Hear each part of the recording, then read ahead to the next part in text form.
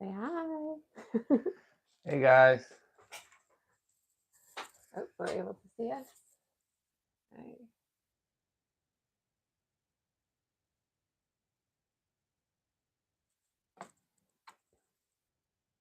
Making sure you can see the chat.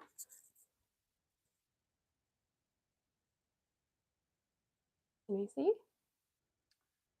Turned on subscribers only mode. Yes. Only channel members, so it's 5 minutes or more can send messages. Yes. Why? So,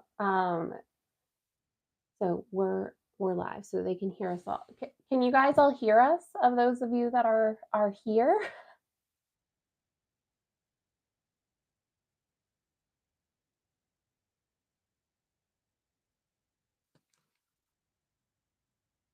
Hard to tell.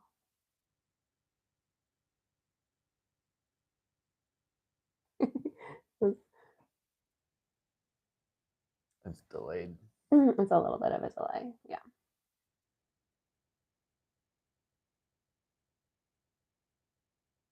So where would the chat happen here? The chat's going to happen here. And they should all be able to. She said yes. Awesome. Thank Hi, you, Robin.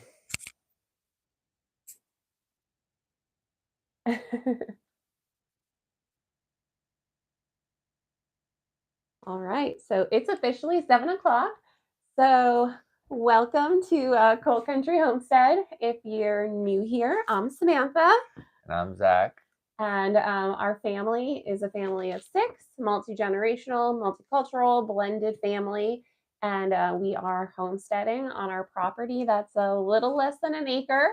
And we homestead about, well, we garden about a quarter of that, roughly. Yeah. All garden areas included. We have chickens and ducks and lots of dogs. And our whole family, which is essentially 4 adults and 2 kids.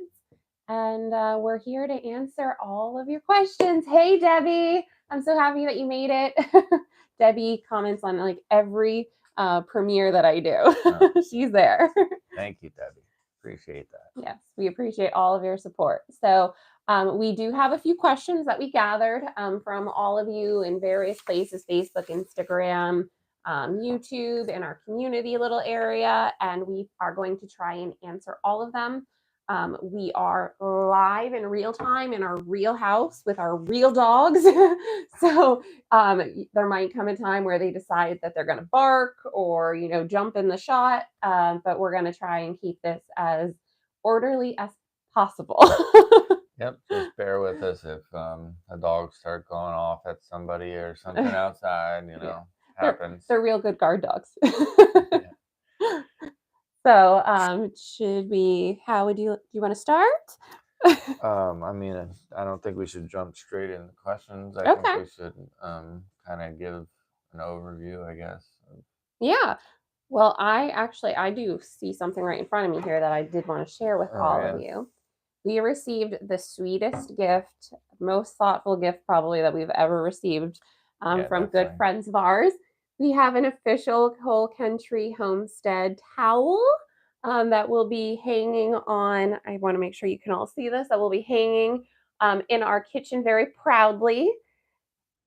And we also have our very first official Coal Country Homestead cutting board, and I will be using this quite a bit in future videos, and also I love to make charcuterie boards, which I believe I've shared with all of you, a few of those that I've made, so I'm so excited to have this. Yeah, so this is the fruits of sharing our meals and our produce and stuff like that with friends. Yes. They're usually the first to get to try our canned goods and different meals that we've made. They've shared things from their garden with us and back and forth, and so we're very lucky to call them friends, and we appreciate this so much. Yeah, very thoughtful. Yes, so we want to share that with all of you. Yes, we do too, Debbie. Thanks. So let's let you jump into what you would like to talk about. Oh, I don't know. So if you don't know, I am very much so the talkative one generally, if you haven't picked up on that. Zachary is the more reserved one. But behind closed doors, he's the jokester.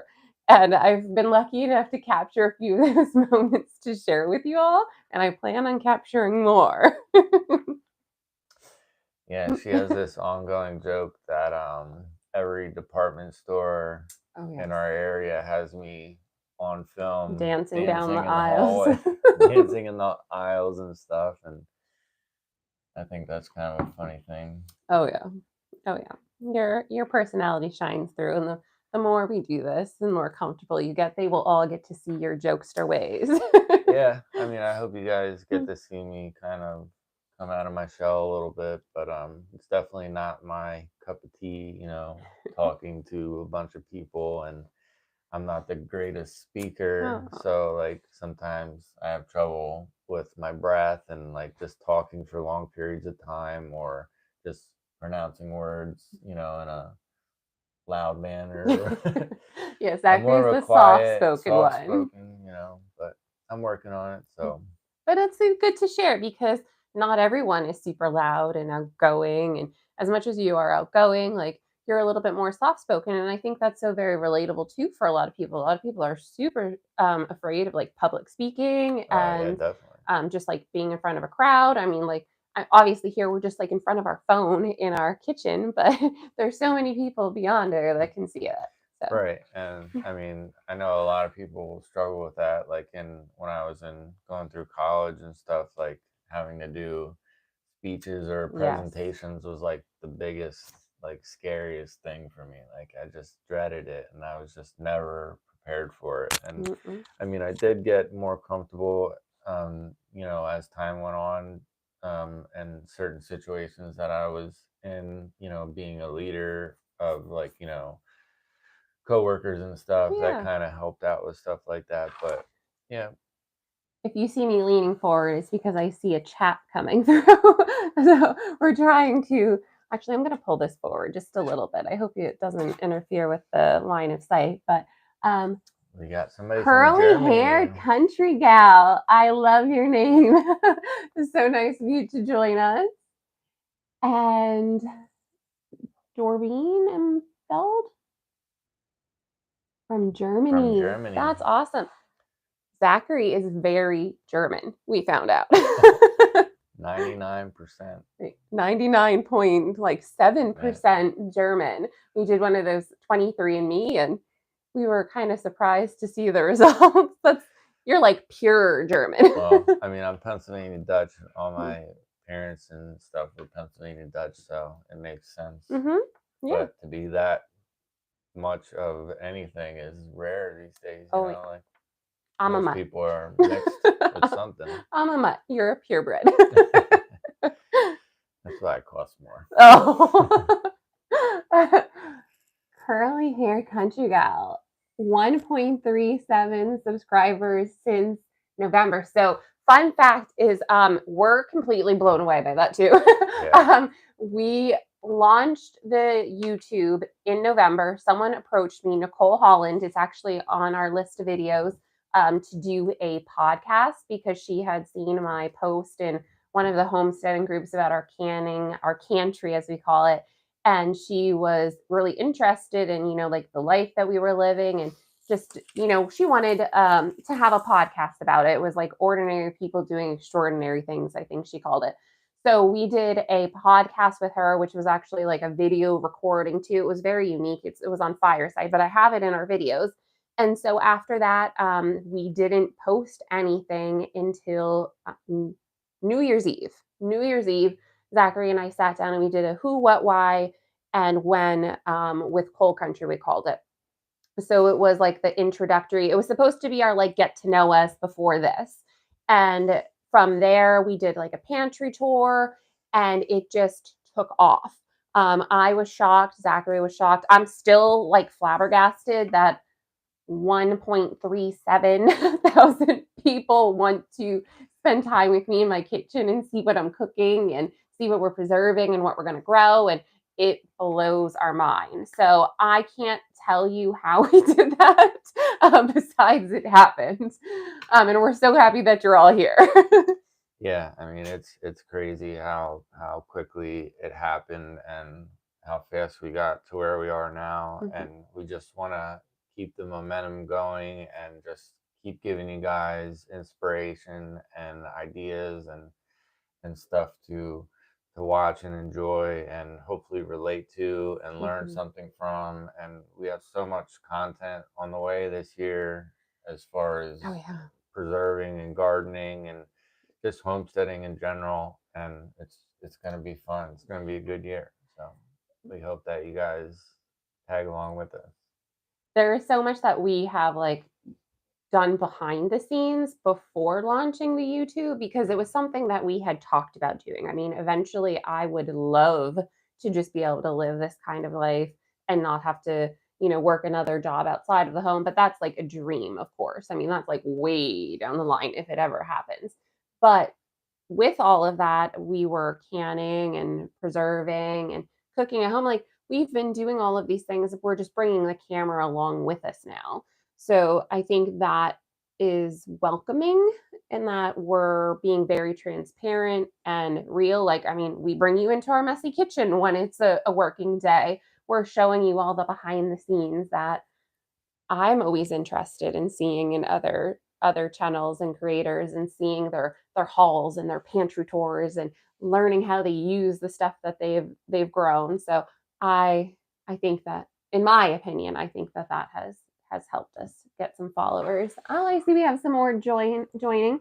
Hi, Angela, and hi, Marilyn. Thank you so much for joining us. The chat is going. Make sure you put in the chat any questions that you have for us, or any burning thoughts that you want to get out there. Yeah.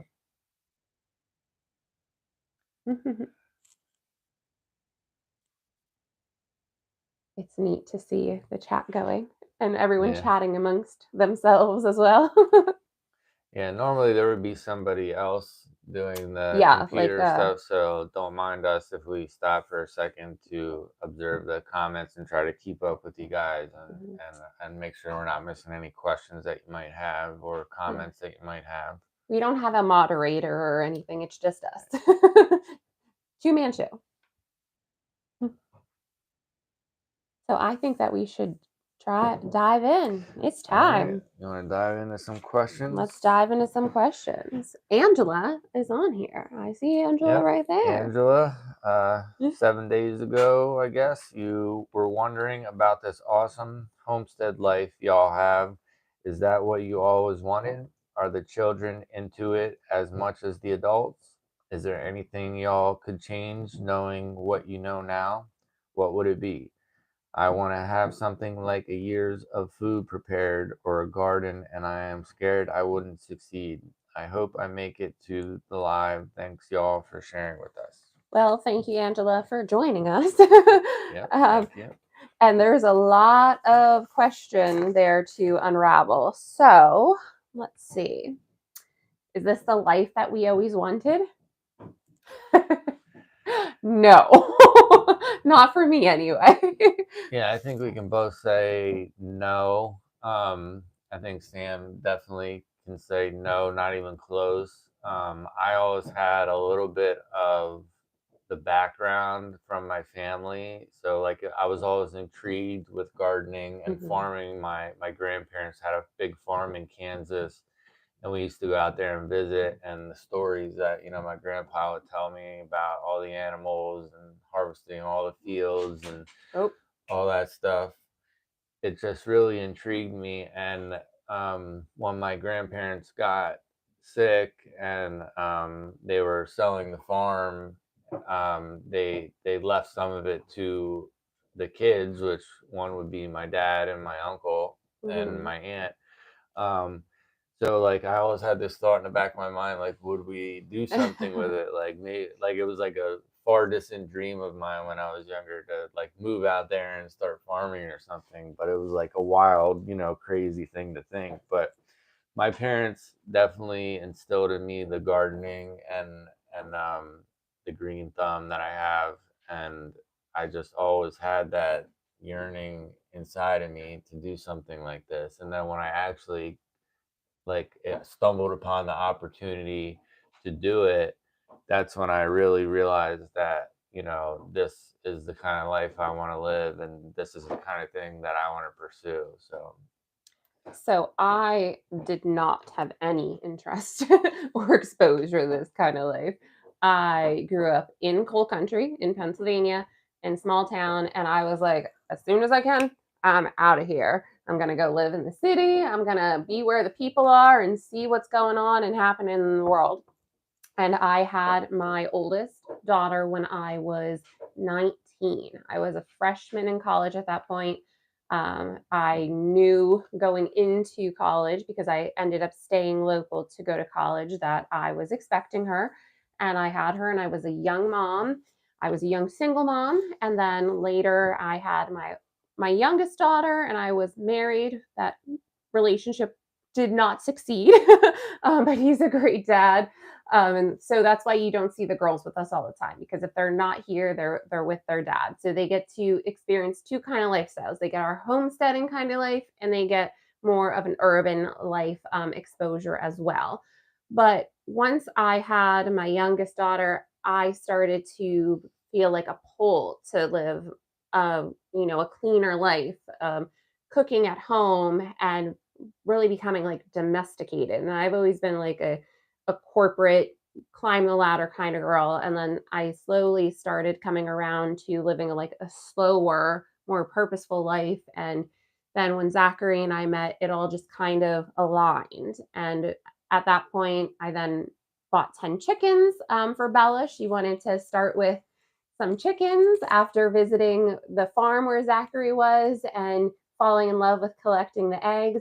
And it all just kind of snowballed from there. We bought more chickens, and then Zachary moved in and we merged our family. And so it all just made sense and unfolded exactly how it was intended to be. yeah, I think at that time we were both kind of looking for, something more, and we were both Hmm. becoming more aware of what was going on in the world, and we both had the desire and the ability to do something about it. Yeah. Curly haired country gal, chicken's the gateway animal. They absolutely are. And chicken math is real. Yeah. We were just talking about possibly getting some more. And for reference, right now we have like 30 chickens. We have laying hens and two roosters. So we know very well that that's the gateway. Definitely. Yeah. Yep, 600 chickens were the gateway for me.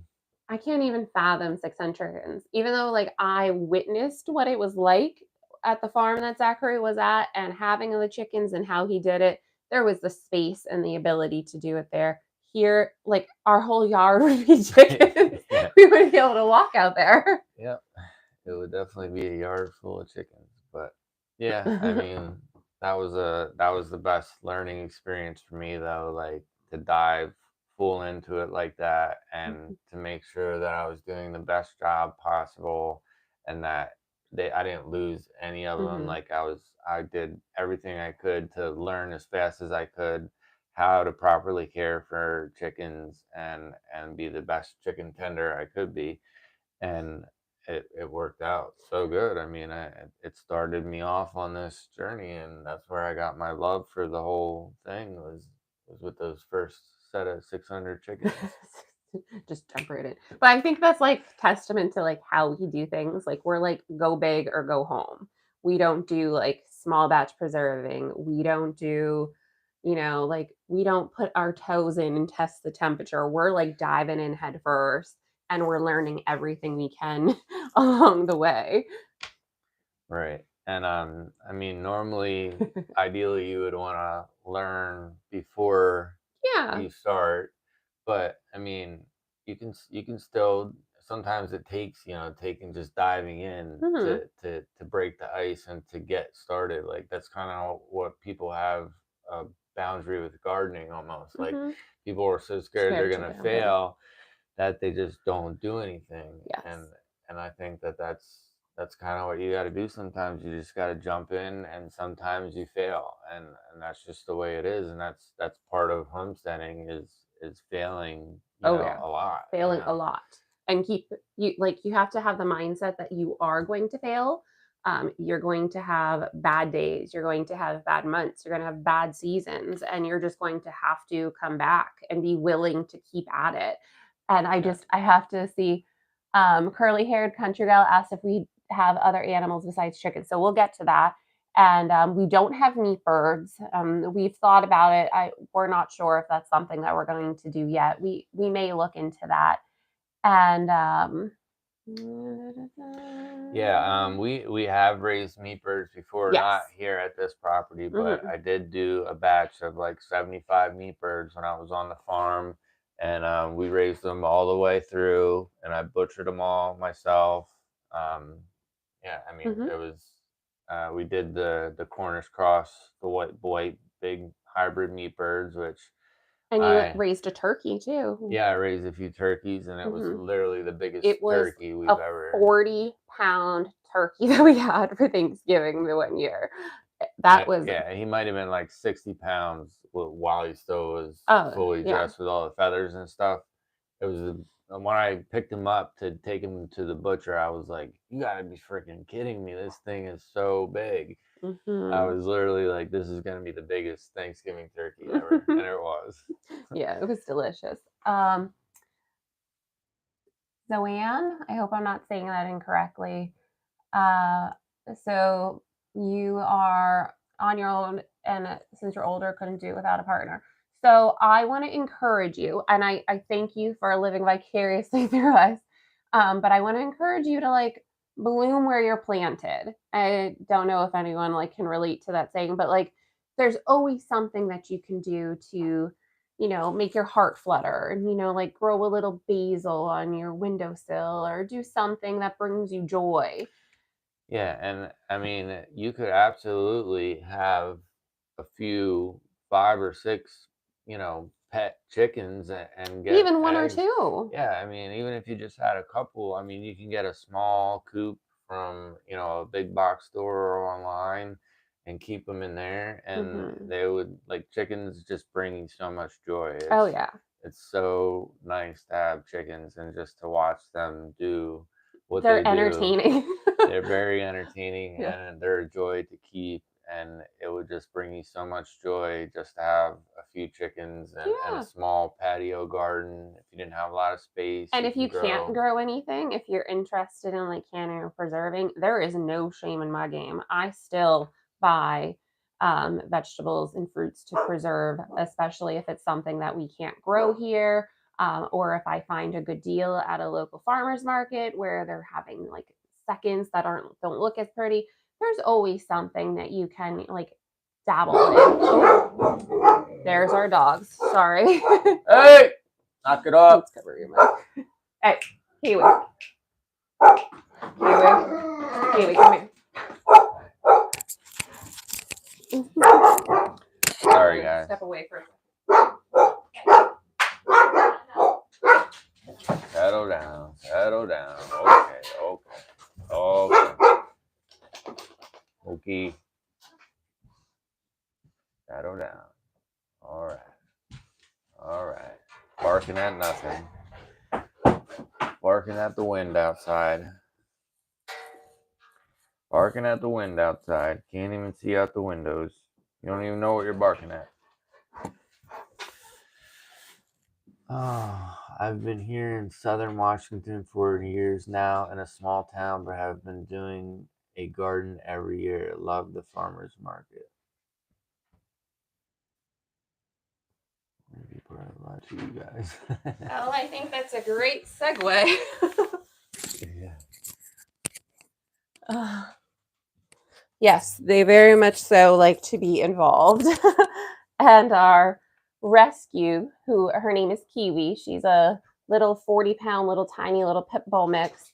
She is like the instigator. She's the biggest, most lovable baby that we have, but she will alert everyone else to any kind of commotion outside, anything going on.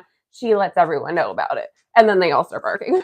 Yep, she's definitely the ringleader. Yes. She's the smallest one. She's the smallest one. She's the ringleader. Yeah. I swear, if she wasn't barking, nobody would bark. What are you going to do? They all kind of work as a cohesive team. They have like, pack dynamics. Yeah. With being so many of them. So yeah, so we have, I know a lot of people ask like, why so many dogs? And that was never the plan. No. But when we purchased our home that we are in right now, it was my mother, my grandmother, myself, and my 2 girls. We purchased this home together before Zachary came along, and I had Kiwi. She was our family pet, and my grandmother had her dog, who was a little tiny Bichon puppy, and he is now 20. He pretty much stays in like her area and doesn't really interact with the rest just because he's so small and older at this point. But then Zachary had Mookie, who became my puppy. And when he moved in, he brought with him Hunter, Dakota, and River. So that brings us to a lot of puppies in our household. But they're so much our family members, just like our human family members, that they're here. And during the summer, we're outside almost all the time, so they have lots of room to run in the fenced yard. Yeah, they definitely have plenty of room to run around and explore the backyard, and they do just that. Oh yeah. And they get fresh eggs every day. Oh yes, they are spoiled with the eggs. They think that every time they go outside in the summer that it's time for an egg. Especially our old boy Hunter. He is 13 now. 13. 13, 14. 13. He's our lab. He's all gray in the face, and if you've seen him on video, which he's been in a few of them, his hind quarter is shaved from a surgery that he had.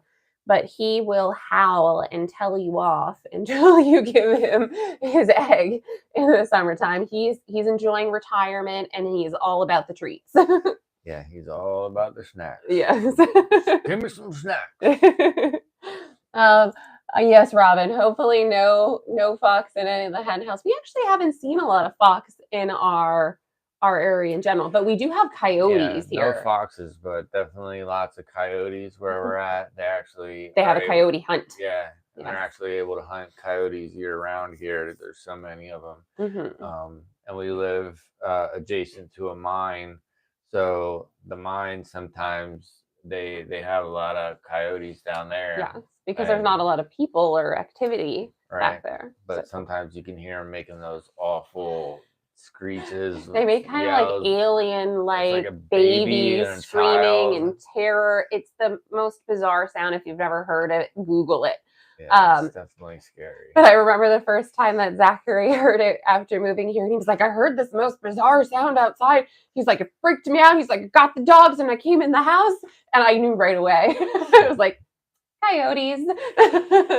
But yeah, we fenced in our yard last year or 2 years ago, something like that, and the chicken coop is very secure and sturdy with hardware cloth, and the building itself is very secure. So we haven't had any trouble whatsoever. Knock on wood. Yeah, nothing's even made it through the fence. No. Yard fence so far. And I think that's kind of partially because we have so many dogs, and the dogs are deterring other animals from coming in here with their smells and stuff. So right. Hi, Kathy. I'm so happy that you made it. Kathy is always on my premieres too. So let's jump back into these questions here. So the children. So the children are definitely involved. They are 11 and 15. So they're about as teenage kind of gets. I mean, you have your highs and your lows as far as interest level goes, but they are literally involved like in the kitchen. Angelina, the oldest, she likes to bake. She did a lot of like sourdough and artisan breads when we were like in lockdown. She's very like crafty and she likes to crochet. She taught herself how to do that. She's made me an awesome like big blanket because I'm always cold. And Isabella is very into learning the baking and also preserving. She's into canning, and a lot of the times they'll spend time with me in the kitchen, even though they're not necessarily in all of the videos. I only put them in as many as they want to be in, or as much as they want to be involved. I never push them to do anything more than that. So it's entirely up to them. But as far as like the life that we live, they are absolutely involved and interested. They have definitely seen like if we're traveling, like even if we go like camping and we're having to like eat outside of the home and not the foods that I'm preparing mostly from scratch, they feel different and they notice that almost instantly. Like by the second or third day into a vacation, we're like, can't do this anymore. Gotta get home. So they are definitely involved. Angela, you caught that, huh?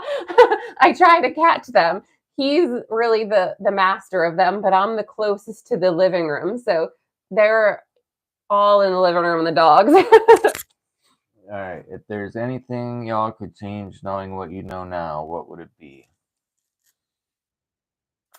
That's hard because Well, I mean, all of the things that we've experienced and gone through and like homesteading and just in life has brought us to like where we are now and how we do things.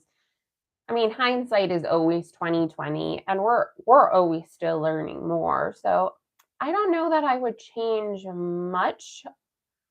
Although if yeah, I I were to don't. like repurchase the home, I would definitely have bought a home with a much larger kitchen because preserving, cooking from scratch, harvesting, that takes a lot of space, a lot of countertop, a lot of stuff that you accumulate when you're doing that.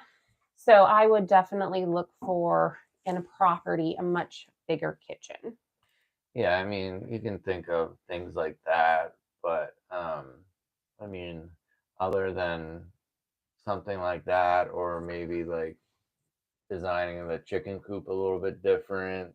Um, Yes, that's Zachary built our chicken coop completely from like his mind. We didn't have any plan or whatever that we purchased or anything like that. He completely built and designed it. yeah. I mean, originally it was supposed to be what, a dog house, a dog kennel, and then it turned into a chicken coop, and the main structure is a decent size. I mean, Hmm. it's a small shed size Well, structure. you built it to be bigger than the like square footage requirement for our size flock. You Right. gave it Yeah. you gave us room to grow. Right. But Mhm. the just maybe the layout, and I'll do a video of that soon, where I do some updates to the chicken coop, and they're gonna Mhm. be ongoing to make it better and improve on it. But the layout of the chicken coops just doesn't really work out right now, as far as like the roosting bars, the feed area, and the nesting boxes. It just, they're clashing. So that's one thing. If I had a choice, I would make it another 6 foot or 8 foot bigger. Even Bigger. just 5 foot, Always bigger. just a little bit bigger, and that would definitely be. But that is something that like design wise bothers you, but it doesn't bother the chickens. No, Like there's no, nothing wrong for them. no, not really. So Dee's Homestead. So we are like growing zone. We're growing zone 6. And we live in Pennsylvania, like the coal country of Pennsylvania. And let's see. Just trying to make sure we're not missing anyone's comments here. An 11 and a 13-year-old, Angela. Yeah, so you feel it. You know what? I will say that we are very, I want to knock on wood again. I want to say that we're very like blessed and lucky with our girls because they are wise beyond their years many times. Of course, we still have like raging hormones sometimes, and there's meltdowns that occur. But for the most part, they are very in tune to who they are already and to what needs to happen on a daily basis. Like, dishes need to be washed. They need to help mom out with certain things. They're into school. They like reading. So they're not your typical average teen, I wouldn't say. No, I think they're definitely wise beyond their years. My grandmother used to say that about me when I was younger, and they kind of remind me of that, of the way I was, like with their, like, I don't want to say their snarkiness, but like their comebacks, Sassy. they're sassy, and Yeah. like their comebacks are on adult level sometimes. They kind of like catch you off guard sometimes because they're very strong and independent and who they are, which they'll need in this world. So Right. I'm okay with that. So let's see here. Oh, so having a year's worth of food prepared or garden. So that's a big goal. And that's, of course, do you want to step away for a second, see if you can handle some of the, I'm going to take this one on because I'm the one that really does the preserving, see if you can calm down the noisemakers. But in all of the canning that I have done, and when we started, I started with about 500 or 600 jars that I accumulated from shopping at local stores, shopping at Walmart, shopping at yard sales, you name it. I sourced jars in the most bizarre places. Zachary would be traveling somewhere for work and he'd see that they had jars for sale and he'd buy jars. We got them all over. But now, on average, at any given point, we probably have about 1,000, I'd say 800 to 1,000 jars on our shelves filled at all times. And even at that, that wouldn't be a year's worth of food for our family with the family size that we have if we had to just consume what we've canned and preserved. So don't beat yourself up over it. Any little bit that you can put on your shelves or preserve. And we do all kinds of different preserving. We're not just solely canning. We do dehydrating and we do like freezer preserving and like prepping meals. Anything that you can put up on your shelves or put in your freezer is better than what a lot of people have going on. And I mean, we've lived that kind of life too. I lived a life where I didn't always have, food on the shelves or in the pantry. So we've worked to get to that point, and we still have a lot of work to do. Every year you're starting fresh in the garden, and right now we're planning. I spent hours today organizing all of our seed binders and making sure everything's in where the order it needs to be for us to start our seeds, to plan the garden. There's a lot that goes into it, which we're going to share videos on that as well. But I think that's an awesome goal to get to a full year's of food prepared. But really, like I said with ours is a working pantry. It'll never be a long-term pantry just because there's always changing tastes and changing needs, and it's ever evolving. So let's see. Marilyn. So I think we answered your question, Marilyn, about why so many dogs. So I don't think we'll ever get another dog, at least not for a really long time. But we love our dogs very much. And so something I have made, she asked, what have you ever made a meal that was inedible? And I can tell you I have zero skill in making Thai food, apparently. I tried to make like a peanut Thai pasta with shrimp. I even followed a recipe. It was awful. No one would eat it. That was a once and done, and that was it. I never tried it again. Would you say anything that I have made that you can remember? I can't think of anything in particular. I do remember that one, and I remember like I thought it was like not that bad. Like everybody else thought. I think you ate it. I think I did eat it, but it was one of those things that was like it needed a certain palate. Like everybody doesn't like that type of Thai food. So like it was. So all of us, it tasted kind of like peanut butter. It was like peanut butter on pasta, which wasn't like something that we've ever tasted before. And we try all different kinds of cuisines, but that just was not a hit. But yeah, I mean, I think that was kind of like what it is though, like, and Maybe. it's a big hit, you know, in other places, and some people love that kind of thing. Yeah. It takes a certain palate for those special flavors of like I'd like other to go cuisines. somewhere and try that dish by someone who actually knew what they were Right, doing like an before actual Thai place, yeah. I made that call. Yeah. Uh, Dixieland Homestead, that's so cute. Hi, Dixieland Homestead. So inedible. What about you? Have you ever made an inedible dish? Oh yeah, I've made multiple inedible dishes. I remember back when I was younger in a previous relationship, um, we had gotten home late and we we wanted something quick, easy. I took a hamburger helper out of the cabinet. Mhm. Supposed to be simple, easy.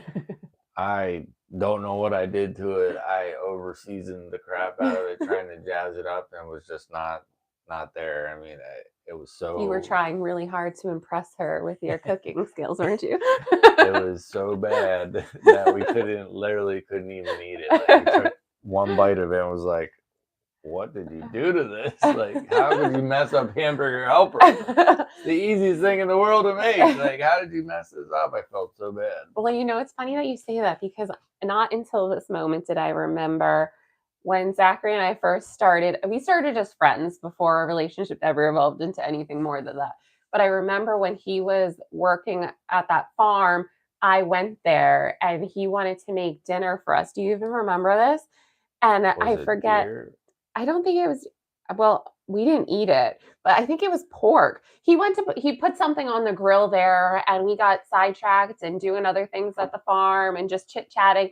And he remembered that he had food on the grill and it was hard as a rock. We didn't eat it. So there's an Yeah, edible dish. I've made multiple inedible dishes, definitely.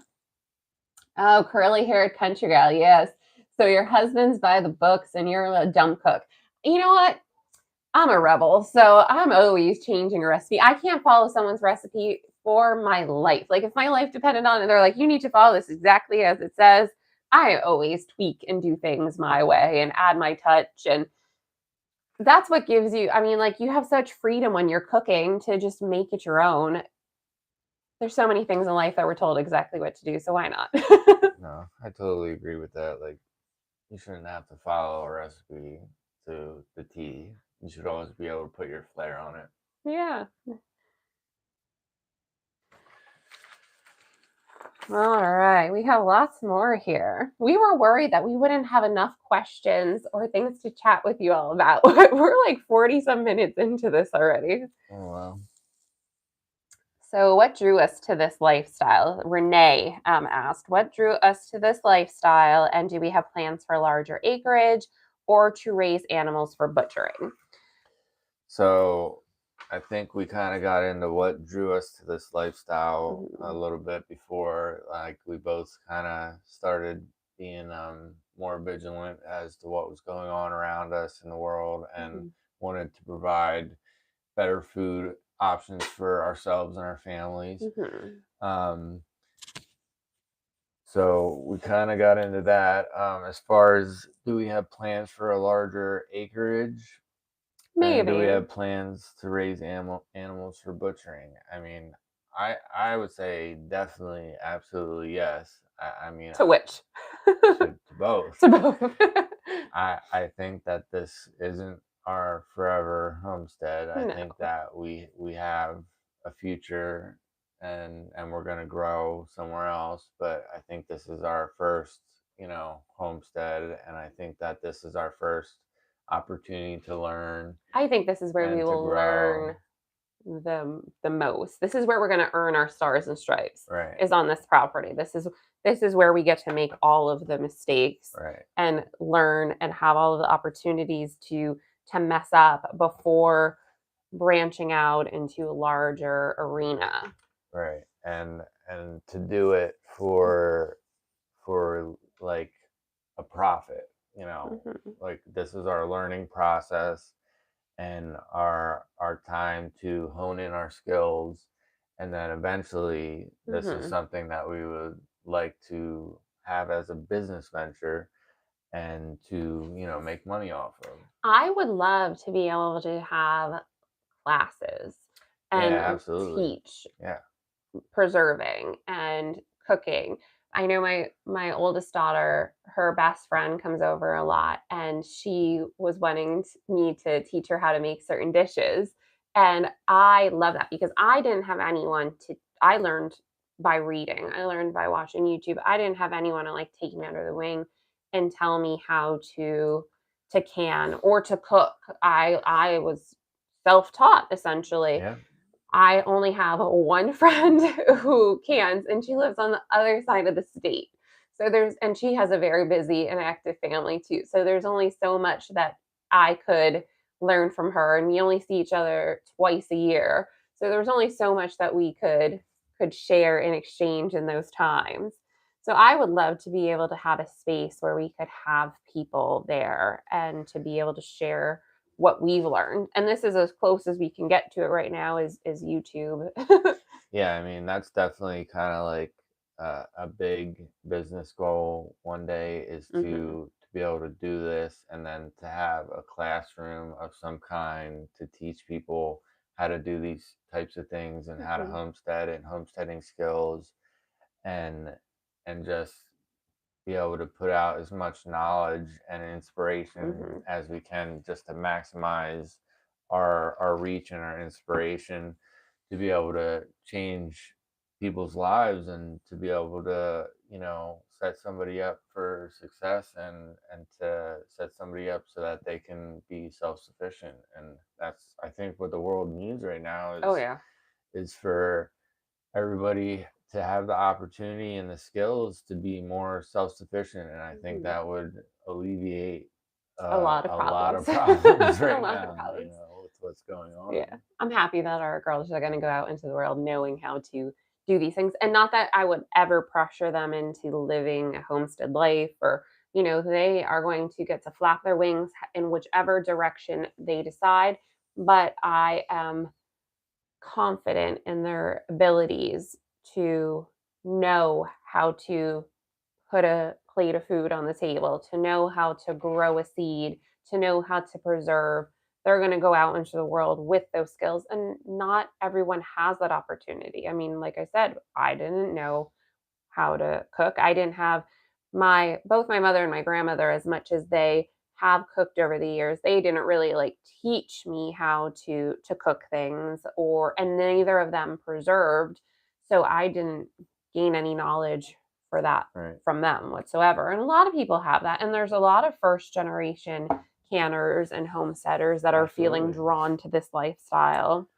Yeah, I So, mean, I think a lot of people are, and I think that that's a great thing, and a mm, lot of people are looking for outlets on how to learn, and I think that's mm, why YouTube communities that are doing this are so popular right now because everybody is looking to be a little bit more self-sufficient, even if it's just one thing, even if it's just planting a small garden and harvesting their own greens and vegetables, yeah. or just having a couple chickens to get their own eggs to sustain them through the week or whatever. Like it's definitely a thing that is gaining popularity, and people are becoming Yeah, people are becoming aware of it. right. I Yeah. think before it was a very like abstract thought for people to like homestead and do Yeah, I think it these was kind like of a far activities. off kind of like, oh, that's not really a real goal that I can have. Like, and I think Hmm. now people are seeing it as an obtainable goal, Hmm.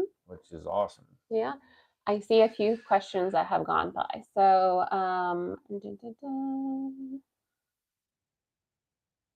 oh, sourdough. Yeah. Sourdough intimidates me. I am not the baker whatsoever. The girls are definitely more bakers. Angelina Angelina had, has yeah, an old world it's like sourdough 400-year-old sourdough from the starters. Black Yeah. Plague. It was like we actually ordered it, and it was, a legitimate site to get her started. And she did it for a while.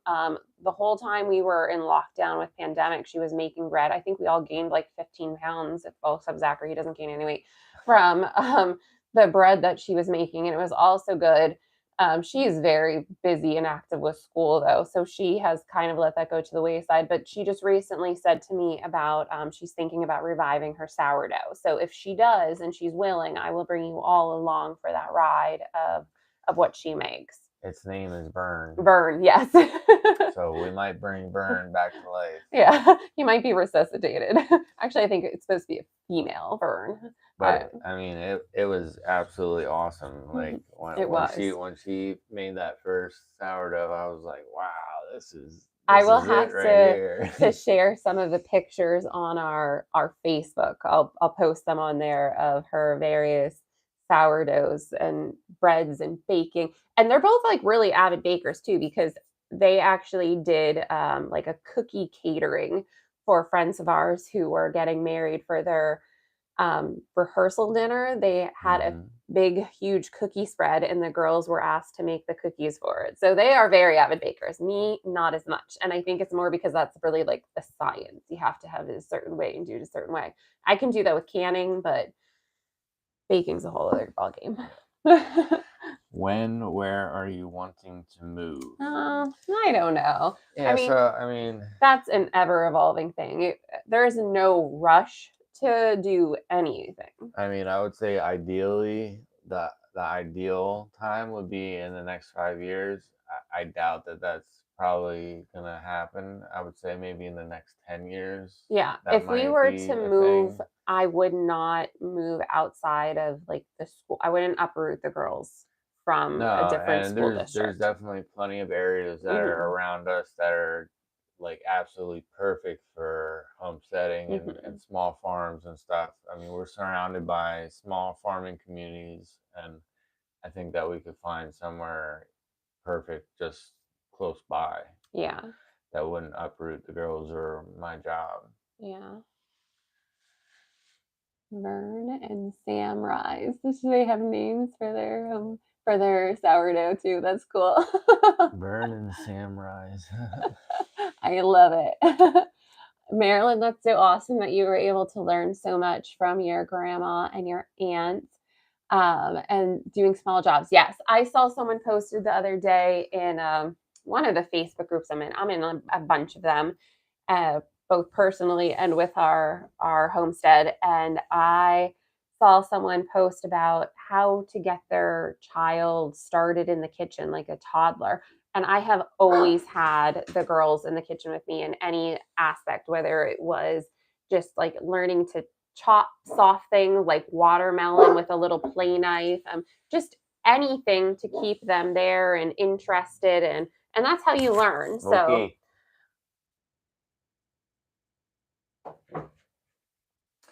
Here's one of our other noisemakers, Mookie. He's the big baby.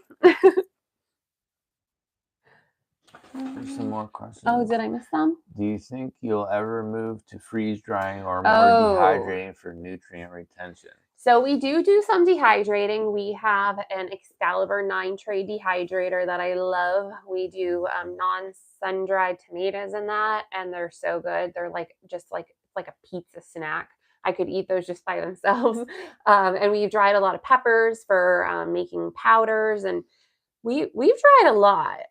We would love to have a freeze dryer, and that's definitely something in our future goals, but that's a really big investment for us, unless someone wants to send a freeze dryer or any freeze dryer companies out there. Freeze dryer to us. I mean, doubtful. Send it on over. We'll make videos of it. Send it on over. I don't think that's happening anytime soon. We're not even a blip on the radar. Yeah. But definitely something that we want to do. I actually just today watched Homesteading Family. It's been one of my favorite YouTube channels. I have a few favorites. There's Homesteading Family, there's Roots and Refuge, Becky at the Acre Homestead, and that 1870s Homestead. Those are like my top ones. I will make time to watch their videos because there's not as much time to watch videos anymore when you're making your own. But just today I watched Homesteading Families. She had freeze-dried avocado and fresh made guac and limes, and I was like, oh yes, I would love that. That's one of the things I've missed so much in the pantry challenge is not having those fresh fresh avocados and fresh produce coming in. This pantry challenge would be much easier in the summer when we have harvest coming in. Oh yeah, definitely. But I think that's kind of the point, That is the is point, to, yeah. To see where your holes are. And we've done really well. I mean, yeah, no like no stress to it. It's just I like having the freedom of making whatever I want whenever I want. So yeah. it's harder when you're told just to use what you have in your pantry. But I think you've done a really good job so far. Oh, thank you. I I think think we that was covered all it of for the those questions there. questions. I'm happy that you are all hanging in here with us. We're trying to get through all of the questions as quickly and thoroughly as we can. Uh, How long have you been homesteading? So Debbie is here. Debbie's right there. She asked, she said, would love to see a get to know you video. How did y'all meet? How long have you been homesteading? Love your channel. We love that you're here with us. So thank you. Yeah, so me and Sam met through a mutual friend. I kind of started doing my own thing for work and was looking for, odd jobs, and somebody that we both knew was hiring and needed help doing something. So I ended up going there and working on his property, and And that's, Zachary showed up on my front door one day. yep. I delivered some furniture to her, and Had a meal the she first cooked me day. she cooked me supper, and The rest is history. the rest is history. Yeah. But yeah, we were friends for many years Yeah. before we started dating. But Yeah. But he showed up on my doorstep delivering furniture, and I was making a big spread of food that night. Like many nights, I had company over, and so I invited them to stay and have dinner. And he sat there very quietly. I will never forget how quiet he was. And I remember exactly what I made. I had made my ranch chicken, which is in one of the pantry challenge videos, with a side of rice and I think broccoli, which is always a hit in the house. But he sat there very quietly and had his food. And it took many more meetings after that before he like started to become really talkative. And then I kind of get him to shut up. I still can't. But he still loves that dish.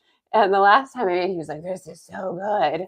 That's the dish that won your heart, I think. that was definitely one of them. So we have been homesteading here on our property since 2020, like the full-on homesteading since 2020. But the chickens, I bought our first round of 10 chickens in 20. I have a video on this. It was either 2018 or 2019. I can't remember. I think it was 2018. Isabella wanted the chickens after being at the farm and seeing the chickens that Zachary had. So we stuck our toes in then, but seriously since 2020. And 2020 was a lot of like camping and traveling too. So we were really like we were crazy. I don't know how we did it, Yeah. but we did. We don't travel quite as much anymore, but we still like to go camping. We do like regular camping trips, and we really enjoy that. And we like tent camp too, so we're like serious about it. But homesteading here since 2020, and we Yeah. officially became the Coal Country Homestead this year. Oh, well, in 2022. Right.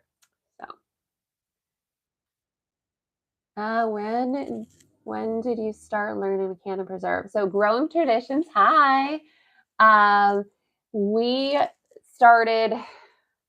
Well, I started quizzing my friend Amber. Her name is she actually is the owner of the Bee Crafty Creations. She has made me that awesome glass that I shared with you all in one of our most recent videos. She cans, and so I started quizzing her in our like random camping trips that we would go on, and started talking about it. And then I seriously got into it in 2020 is when I really like dove in. I have pictures. I was collecting the jars, and I have pictures somewhere of all of my jars stacked up on our dining room table. And I was like, how am I ever even going to fill all of these? Do you remember that? And there was, like I said, there was like 500, I think is what we did our first canning with, and we went through those really quick.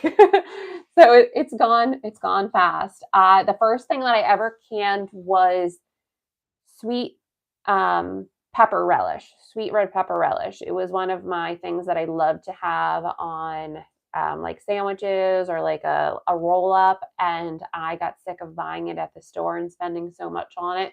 So that I was determined for that to be the first thing that I would can. And we love it. I use it all the time. I made us chicken salad today and I put that in That was really good. it. Marilyn Sizemere, we have a question here too. I see you asked it again. You would like to know what we do for work. Yes. Or We you wanna just go pay first? everything with our good looks. Completely joking. I work in the healthcare industry as an account manager in a health related field, which allows me the opportunity to work remotely a lot of days, but it also takes me on the road a lot sometimes. So it's very much so like a corporate position. And prior to working in the healthcare industry, I worked in like the restaurant industry and got my degrees while I was working those jobs. So, but very much so corporate.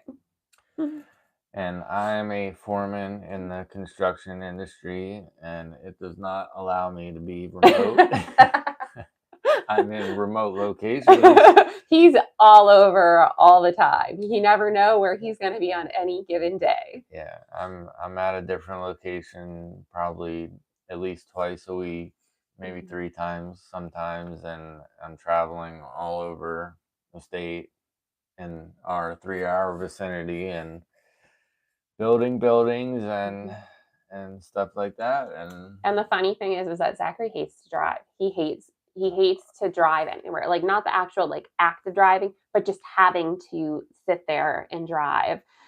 Yep, He hates and I'm the driver. So I get to drive my truck around and take all the other guys and we go and do our thing, and it's definitely fun to be at, different locations all the time and being able to build something that you can look at and say, wow, I built that. And I love that part of it.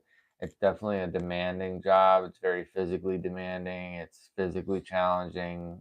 We work through the summer the winter, and we literally just got laid off like this week. So we're only going to be off until about March, first week of March or so, and that's all the break we get this year, and then we'll be back at it. So.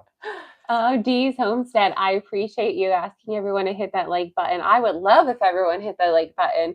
All of that helps with like algorithms and helping to get our channel out there to the world. The easiest way to support us is to share us on social media, to like, to comment, and we appreciate all of you being here.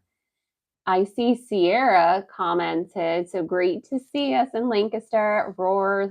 So we love Roars. And we were so excited to share. I hope that you all seen that we have a discount code for you all from Roar Seeds anytime that you order on their site. If you use our code COAL10, COAL, 10, you receive 10% off your order. So that's really awesome of them. We were completely blown away when they approached us to offer that to all of you. Yeah, I think that's awesome. So take advantage of that, guys. And their Landis Valley collaboration seeds. I did see that. I'm not sure if we purchased any of them. If not, because I think I know one of them was beans, another was corn. Was that the one with the yellow kind of and that kind of sunshine looking label? Yes.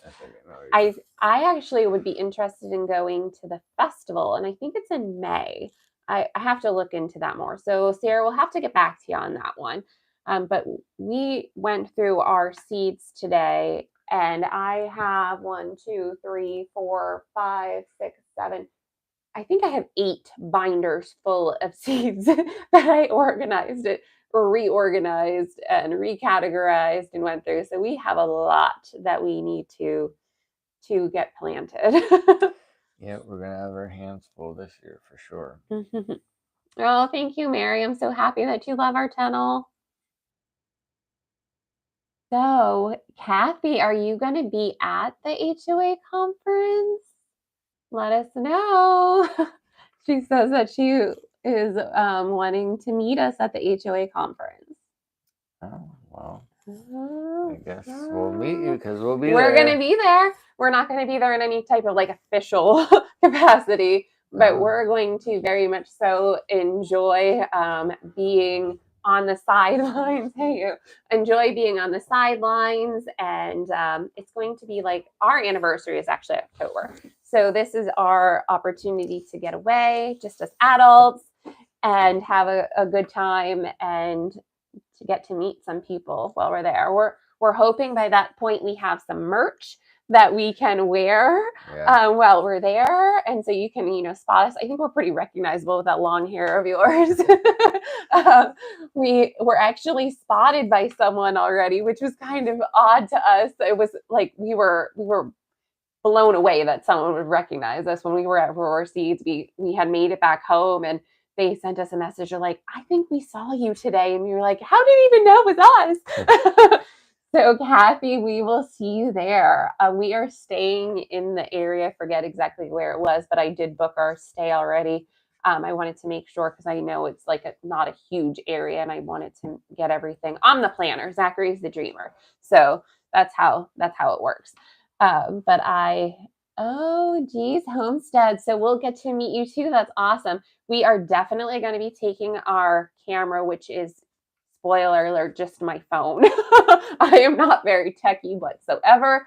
I love to take pictures, and I do have a camera that we use for like just photography, which I really enjoy doing that when we're traveling. But I do all of our filming on our phone. For now. Yeah. Until I upgrade her situation. That like intimidates me. Like it makes my heart pitter patter, like in a very anxious way, thinking about having to learn a new editing software and all of that. I like being and doing all of the things, but that intimidates me. You'll be fine. Maybe you can do my editing.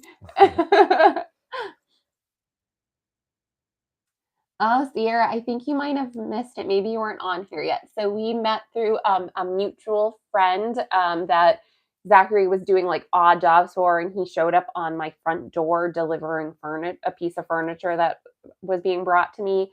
So that's how we met. And then my daughters actually just like fell in love with him, and my youngest just wanted to go to the farm where he was at to hang out with him and collect eggs from the chickens and herd the geese. I have a video of her. I have to figure out how I can share it with all of you because it's really old and grainy.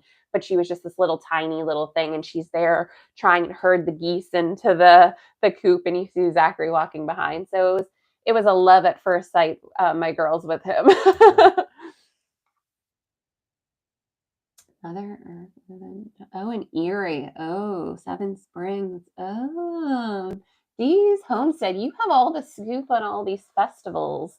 I might have to get a list from you. Seven Springs, that's kind of where we went camping though. Seven Springs, yeah, we camped. That's in the Laurel Highlands. Yeah. Mm-hmm. We like to camp a lot when we can, and we specifically search like state parks to camp in. Our girls have the state park passports, and our goal is to have them have all of the stamps before they fly the coop. And a bunch in your area. Oh yes, you will have to let me know, Dees. And Erie is on our list of places that we would love to go. We like to fish, and Zachary especially loves to fish. He is actually like bursting at the seams because the great American outdoor show is happening in Harrisburg right now this weekend, and he would love to go to that. But here's a newsflash for everyone. He could probably open up a great American sporting goods store in our basement with all of the gear that he has. So, but Erie is on our list of places that we would love to go fishing. Definitely. Yes. Oh, it's right on. See, she's selling us on this. Yeah. You should be in sales. So let's see here. So we have a few other questions. I think we still have time. Is everyone still good to hang out with us for a little bit yet, or are we pushing our time here? Should we go to all those? I missed one of Marilyn's here. So it says, have you canned something that was an epic fail? And I wouldn't say that we've canned anything per se that was an epic fail. We've canned things that aren't our favorites. The two that I can think of offhand was one I did a canning of sausage and peppers. Didn't like the consistency of it after it was canned. It almost tasted, and it was one of the one of not the first things I canned, but as a newer canning. And I think I may have scorched the tomato sauce that was in it, as well as we canned meat sauce, like red meat sauce with tomatoes. And I don't like the texture of the beef afterwards. It's still edible and it tastes good, but texturally, I don't love it. So when I use that, I will mix it in with like something heartier, turning it into like a lasagna base, or using it as a base to get rid of that texture. So no epic fails per se, but nothing that there were a few that I didn't love. So what's your favorite dish? Way to put me on the spot. My favorite like meal in jars are definitely like the chicken soup. I love the chicken soup because that has saved our butt multiple times when everyone was sick. We've had COVID go through our house, and we've had the flu go through our house. Like we've had sickness travel through our house just like everyone has, and having the ability to just pop open a jar and dump it in a pot is like a lifesaver, especially as a mom. When you're sick, nothing happens. Like the world stops spinning as a mom. So, and you don't really have a luxury of just not doing anything. So, chicken soup, and then more recently, I have really loved our canned kibasi with green beans and potatoes. That's my new favorite canned Yes. item is the kibasi and green beans and Yeah. potatoes. I mean, it was just it was one of the best meals I ever had. I mean, it was so freaking good. Yeah, we have a video on that of Zachary taste testing us, chatting with everyone, and that has become a favorite. And I just published a video of me preserving more of that to have on the shelves. My So, favorite not canned item that you make, what kept popping into my mind was the sausage gravy. So sausage gravy. biscuits and sausage gravy. My I mean, northern biscuits and gravy. I'll eat it for breakfast, lunch, and dinner every day until it's gone, like, Mhm. or until I run out of biscuits and bread, and then I'm just like thinking about ways that I can still eat it. I mean, the sausage gravy is literally the best I sausage shared that gravy. recipe with everyone I mean, too. you guys got to try that. I mean, if she shared that recipe, go make that sausage gravy because it's literally the best Aw. sausage gravy ever. Mhm. No matter what biscuits you put it with or bread or anything, I mean, that sausage gravy is just so freaking good. It is good. I will say it's good. It's so good. My favorite by far. No diner can top it. No, that used to be our kind of date, was like Sunday breakfast at a diner. So I recreated that in our home now that we've really dug into homesteading. So Now you just got to do the scrapple and the corned beef hash. he wants Scrabble in the worst way. And if that's your thing, that's awesome. But it is not my jam. So there's going to be lots of love put into me making that. Lots of love. Lots of love. Like, ooh. I love you, but I don't like this. So I see, Rachel, you had like perfect timing in your question about like rebel canning.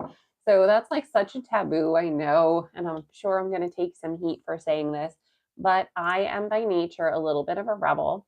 I take feeding and caring for my family very seriously. I would never do anything that would put them in danger or any like thing questionable, in my opinion.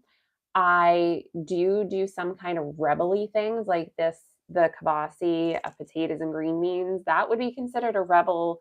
And Zachary's like the pearl clutcher. He's like, you make things that are not tested. I remember the first time he realized it, he was like, oh, is that okay? Did I eat that? I'm definitely the rebel in our relationship.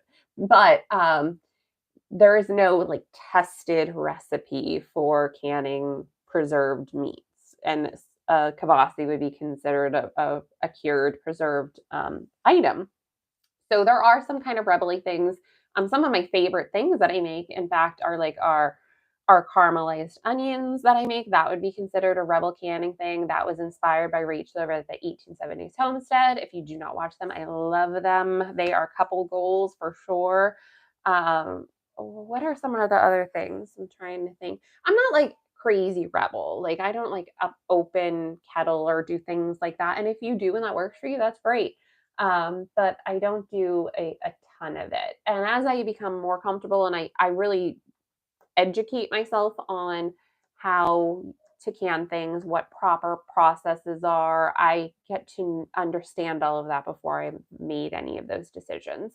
So as time has gone on, oh, I know like mangoes. I can mangoes. And I was in one of the like safe canning groups and they were like, you can't can mangoes. I can mangoes. So I can mangoes. I think I got thrown out of that group. Oh, Hearthway Farms, yep. Also like if you're into like rebel, I love Make It Make. I really love Make It Make. That's the name of her channel. You know, she's a Pennsylvania-based creator as well, and she does more of like the Amish canning practices. But she's actually a Latina, and if you know, my girls are Spanish, so we enjoy watching her channel because it gives them some like cultural dishes and ideas, and I try to share that with all of you as well because I do make a lot of dishes inspired by with their heritage in mind. So we're always looking for new channels to watch too. So if you have any suggestions, let us know. Yeah, definitely. So what were your favorite channels? Homesteading Family? Homesteading Family. I like Holler Homestead too. They did that Scrapple one. Thanks, Holler Homestead, because now he wants me to make him the Scrapple. Yep. Thank you, Meg. So Homesteading Family, Holler Homestead, the Acre Homestead, Becky, 1870s Homestead, Roots and Refuge. Those are like my top that I will like. I'm excited when I see that a video has been posted by them. Yeah, I mean, I like Justin Rhodes. Yes, I do like Justin Rhodes. Like we are Abundance Plus members too, so we like his channel, and of course Three Rivers Homestead that has like hosted the Three Rivers Challenge. There's a few other ones. Yeah. I can't really think of their names. Of course, yeah, because like we're put on the spot. Should have wrote them down. We have a list of the subscriptions that we subscribe to. So, but I think those are the top. I always enjoyed watching Homesteading Family when they did like their pantry chat. I enjoy their banter as a couple in between them. Jessica Roots and Refuge, I feel like she speaks to my heart so many times when she's talking, and so relatable, and that she was like a young mom and like their love story, like so very relatable. And 1870s, I've said like their couple goals all the way. Those two. What's the channel called that took over Roots and Refuge old property? Oh, Whispering Willow. I like them too. And they're going to be at the HOA. I love them. Yes. Jill is awesome. She has great information. Yes. I love their recent announcement that he's now the newest full-time employee. Yeah. Yeah. So they're both awesome. Yes. I'm just making sure we haven't missed any. Yeah, more PA-based channels. I would love to find more PA-based channels. I feel like there's a lack in that. I don't know if it's just the community isn't as rich in homesteading. I mean, it's there, but I just don't think that people are documenting. I think Pennsylvania people are pretty private. I know like we're pretty open book, but at the same time, we're like very private. Like we don't advertise to like people that we know necessarily. We'll come to all of you and tell you and show you our backyard and show you where we're homesteading everything, but we don't necessarily like advertise it. Oh, the Barquette Homestead. I haven't heard of that one. I will have to. Oh, no, I see. Yep, I see. The Max. I hope that Deep South Homestead. You've seen some of those videos, the Max. I've watched them a few times. Yeah, I need to. Well, I'm hoping that this chat saves so I can go back and look at all of these. Charles Downing. Yeah, he's definitely a great gardening channel. James Prigioni. The guy coming to you live from Jersey. Every time that comes on, I'm like, But he has a lot of good information. He has this cute little puppy too. I love his channel. I mean, it's like way more energy than I It's normally loud. like, but he just like to be able to do that every video. Like, he's awesome. Like, He's always on 100. and his garden is just amazing. If you ever watched like his transformation of his backyard, it's amazing. It's a food forest. He's got a food forest in his backyard, and he grows so much food. It's unbelievable. Oh yeah, the stivers is a good one as well. Yeah, we watched them the other day. They're definitely a good one. Yeah, there is another Pennsylvania one, Seed and Sparrow. She's, I think, relatively in our area as well. Yeah, she's close. Let's see. There's a lot large. There are some large pea-based channels. Huh. Outdoors with the Morgans. We're gonna have to look all these up. We're gonna have to. Outdoors with the Morgans is like that really big channel. We've watched them a few times. I'm horrible with names too, so it's possible that I've seen a lot of these and not caught it. Yeah, Stiver's Homestead, though, definitely a good one to watch. Yeah. Well, we better get back into our questions here. We're never gonna make it through. Yeah, so I crossed out the ones that we kind of already did. We kind of have plans for the future already. Somebody asked before, what is a determinate versus indeterminate potato or tomato mean? And so, I mean, I think a lot of people don't know this. I didn't know it. I mean, I didn't know until it we started homesteading a while either. But a determinate tomato variety is going to grow to a certain height and then kind of just stop growing, and then kind of like maybe just get a little bushier or throw off more fruit and flowers, but it's not going to just keep growing like a vine. An indeterminate variety is going to constantly just kind of keep growing. And an indeterminate variety, if you have it in the right conditions, like if you're in the South or if you're growing in a greenhouse or something, you could literally grow a tomato into like a tree or like a huge vine. I mean, I've heard of people having 20-foot plus tomato plants that are indeterminate varieties in their greenhouses or in warm climates, like where they just keep growing and then they literally will overwinter no problem and just keep growing and get bigger and bigger.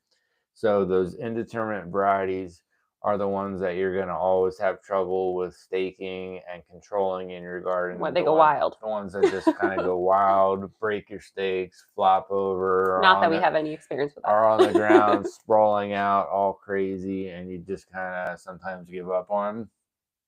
You just let them do their thing. Those are your indeterminate varieties that are going to do stuff like that. Your determinate varieties are going to be those tomato varieties that just kind of like stay dwarf, and you're like, is this all the bigger it's gonna get? It's like literally only up halfway your body, and it's nice and bushy, and it's not bending the stake over.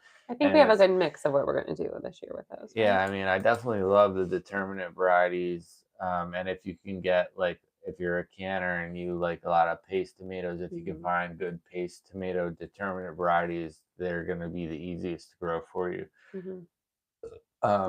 But yeah, that's the main difference between the two, is that one is just going to keep growing and the other one's going to grow to kind of a set height and then stop. Well, and one you get like a solid harvest from, and then like a very trickle after that, and the other you get a very like consistent harvest. Yeah, like the determinate variety, you're going to get a solid harvest and then like a kind of slower trickle afterwards. Indeterminate variety can kind of just throw off fruit in any direction, like especially if you don't prune it. Like if you're just letting it grow wild and you're not pruning it to 1 or 2 liters, it can literally have 10 different liters if you wanted it to, and it will just throw off fruit in every single direction possible. I think the most exciting comment so far, Barquette Homestead. Barquette Homestead is who spotted us at Roar Seeds in Lancaster. And I have to say to everyone, if you ever see us in public anywhere, please come say hi to us. We would love to chat. Yeah, definitely. Absolutely. Parquet, do you have your own channel? Because if so, I would love to follow. Let us know. That's so cool. And thank you for watching. So let's see, what else should we dig into? Okay, so have we noticed a change in our health since we started living this way? So I would say absolutely. Part of what drove us into homesteading is that I had a lot of health issues. I still have a lot of ongoing things, but things have gotten a lot better. But I had a lot of like heart issues that came about in 2020, and it really sat me on my butt and made me slow down. And if you ask Zachary, like he will tell you, I don't slow down. I don't pause for anything. And it forced me as much and as hard as it was to slow down more and to reevaluate things. And that's what really like drove me into our home and reevaluate priorities. But in doing all of the homesteading, as much work as it is it's so rewarding, and it brings me such joy that it doesn't seem like work. So I feel that that has absolutely improved my health. Um, and just like knowing what's going into our meals for the majority of what we're consuming. I know with the girls too, they, like I've said, we notice when we go out, if we're camping, if we're traveling, if we're just going out for a dinner, like how you feel afterwards as opposed to what we have at home. Yeah, I think that's the biggest thing that I notice as far as health goes is like when I Mhm. eat outside of the house, like when we eat every once in a while when we get fast food or something, which is like a very, very Very minimal. minimal. Every once in a while, I'm talking like once every couple months, like maybe even 5 6 months, we might get fast food or Mhm. something outside of the house, and that's when I really notice like how much I feel different after I Mhm. eat something like that. That's like really bad fast food, um, like not a restaurant type food, but like a fast food, like but Like even Zachary's old favorite used to always be Taco Bell. yeah, I can't even eat. I mean, when I eat Taco Bell now, I'm like, oh my god, like this is just I regret it Yeah. instantly. Like it's just not even close to what I remember it being. Like the flavors and just I'm just not there anymore. Like it's Mhm. not my thing anymore. You know Yeah. what I mean? So our health has definitely improved. And just, being active in the garden and the lifestyle that homesteading is you're building strength and you're just more active, and what you're consuming that you've grown is so much cleaner than what you're going to get anywhere else. Yeah. Yeah. And not only us, but the dog's health Oh. also is a big thing of why we Hmm. kind of have so many chickens. The reason why Yeah. we picked the amount of chickens that we had was that so that each dog could get a certain amount of eggs, raw eggs Hmm. each day fed to them to help supplement their diet. And I even can stuff for them. They're our babies. yeah, I mean, when I was on the farm and I had 600 chickens and I was getting 1,000 eggs a week or whatever I was getting, like the dogs were getting so many eggs, it was Hmm. like crazy, and that was kind of like their main protein source, and they were doing so much better, like their Hmm. coats and their health was just Oh, we've always had people comment on our dogs, how shiny their coats are and like what we feed them. And and how healthy they look and we supplement them as much as we can with real foods that we're making. So right. that has made a big difference for them as well. And then there's my mother and my grandmother who don't always partake in what we're doing, but they too see a difference. My mom specifically definitely sees a difference in food, and she looks forward to the summertime and all the fresh salads. And Right, yeah. just the other day, she wasn't feeling good. I was really sick this week too, and looking for the chicken soup in the pantry. So it has definitely affected our health. Mhm. Definitely. Where are we? We're getting through this list. Favorite dishes. We and did least favorite. those. So what's your least favorite and your favorite canned item? My favorite canned item was the kibasi Oh, the and kibasi. the green beans and the potatoes. Mhm. My least favorite. Oh, curly-haired country gal. Sorry to interrupt you. Thank you so much for joining us. We really appreciate you being here and all of your support. And we'll see you next time. But sorry to get back to yours. I didn't mean to Nope, interrupt that's you. I fine. just wanted to say bye to her. My least favorite. I don't know. You weren't very fond of the sausage and peppers either. I don't think. Yeah.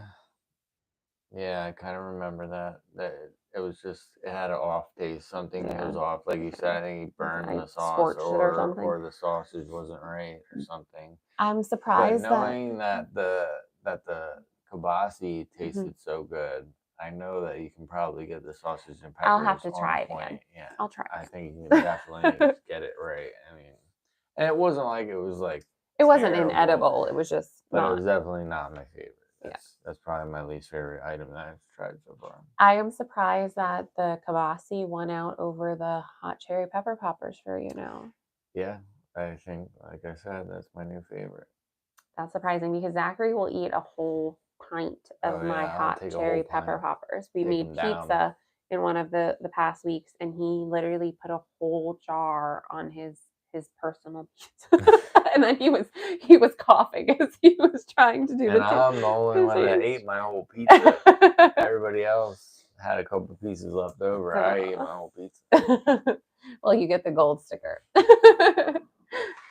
Let's see, where else are we here? So is everyone ready for the Super Bowl tomorrow? Does anyone care about the Super Bowl? Are you rooting for anyone? Are you excited for the commercials and for the food? What's everyone's thoughts on the Super Bowl? I'm curious to know. We are not really huge into football. In my younger years, I was definitely really into football. In fact, I'm a Giants fan. But because it is Pennsylvania, I feel like we have to root for our home team.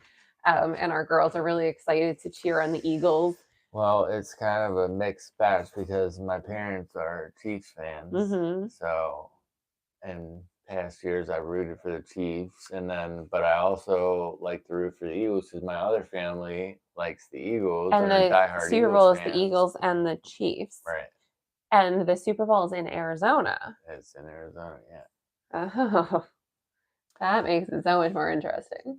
Yeah, so it's gonna be a kind of split way for me, depending on kind of how I feel that night, whether I root for the Chiefs or the Eagles. It depends. It's gonna be a mutiny if you start rooting for the Chiefs.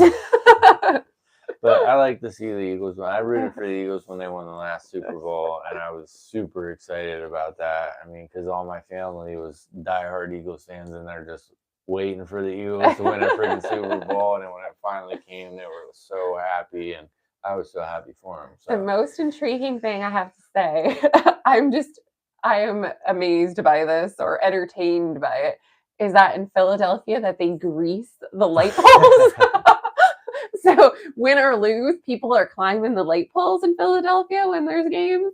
So they literally, I can't imagine being the person that has to go around and grease the light poles, but people still climb it. Oh, they take it as a challenge. They're like, grease them things. I don't care. We're going to climb them anyway. Philadelphia fans are a different breed, I swear.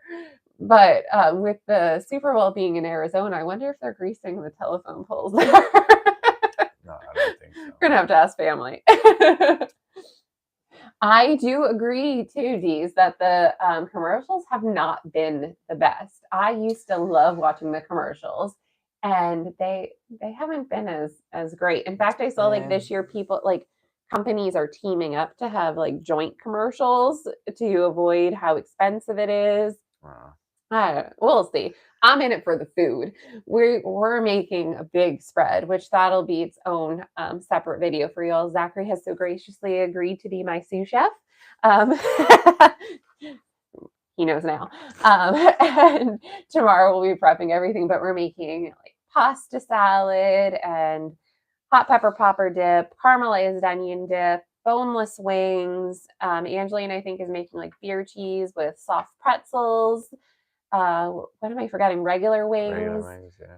I feel like buffalo chicken dip with our canned chicken. Like there's a lot that we're pulling from our pantry and we're doing, but I'm excited to like put out a spread and just like pick throughout the day and then fall asleep before the game's over probably.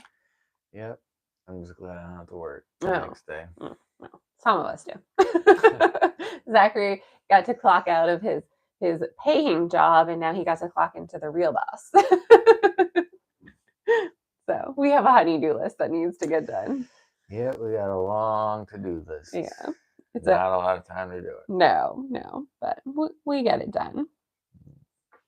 I think that we covered everything, guys. Have we missed anyone's questions? Is there anything that's come up that you have any last minute questions for us?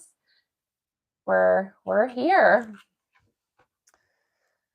I see we've had so many interactions. I just want to thank you all, Dee's Homestead and Curly Haired Country Gal. I know she jumped off. The Bark at Homestead, Kathy, Mary. I want to make sure I don't miss anyone. Dixieland Homestead. Rachel.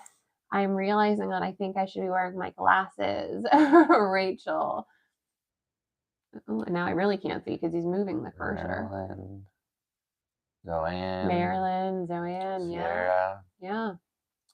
Yeah, you guys were awesome. Thank you so much. We were super nervous about doing this live just because we live in a real house with like dogs and, a lot going on.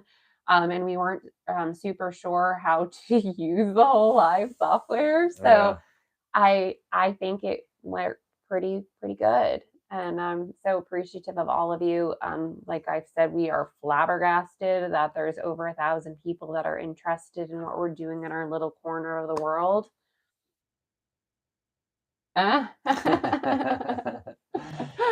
Yes, Dee's, that list is ever growing. He crosses one thing off and I add two. Yep.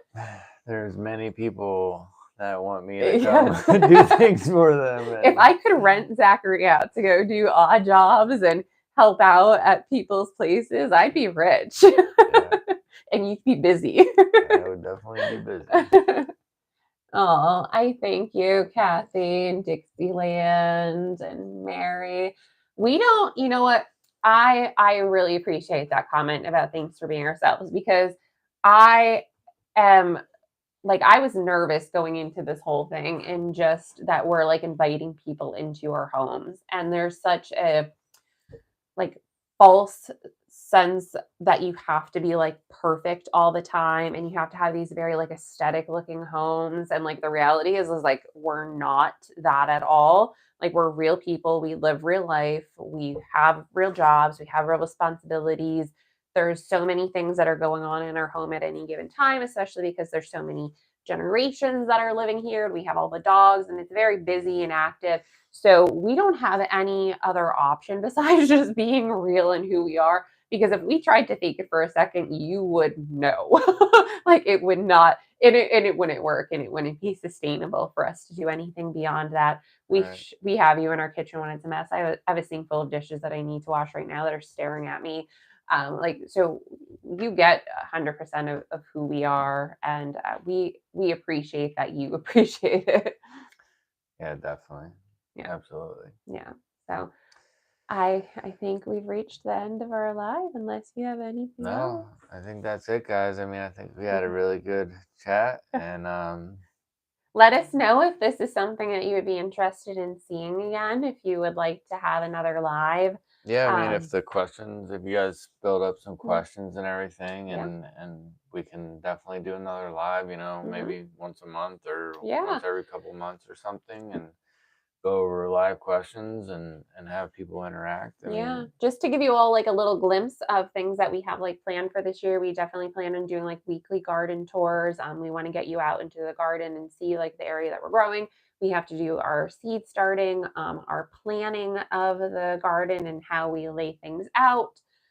So these are all a lot of videos that we have Yeah, having then we that. have chicken coop upgrades. I want to Mhm. put a roof over the chicken run Yes. and update the chicken coop. A lot of preserving as the harvest starts coming in. We have some garden areas to actually build and expand this year. We want to expand the main garden and build and create new garden areas. And if you stuff. saw our video of Zachary and his element, we just bought 6 more trees. Got So the orchard to area will plant. be expanding. And Yep.